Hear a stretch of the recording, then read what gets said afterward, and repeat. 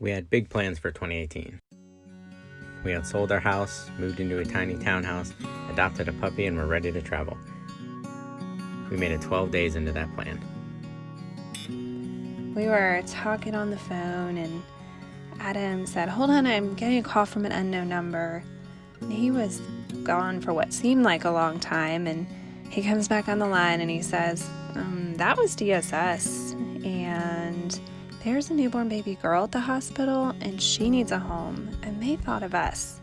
And by the way, we have 15 minutes to decide. After getting a few details from the call, I felt like my mind was racing to grasp what had just happened. We started that day without knowing it was about to be changed forever. I was just so shocked and confused, and I could hardly breathe.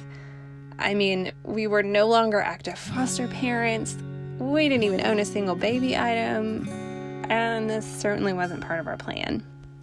But I knew immediately in my heart that this was something we needed to do, but it took my mind about 15 minutes to catch up. But we talked and we prayed, we panicked together, and in the end we both agreed that we felt like God was asking us to open our lives and our home to this little girl. Those first few days when she was in the hospital, we would go a few times a day just to see her and make sure that she wasn't alone.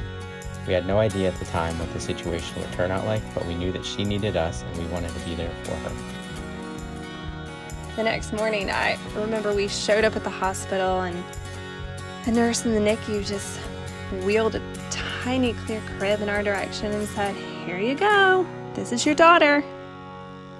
As terrified as we were in that moment, we knew that this precious little girl needed us.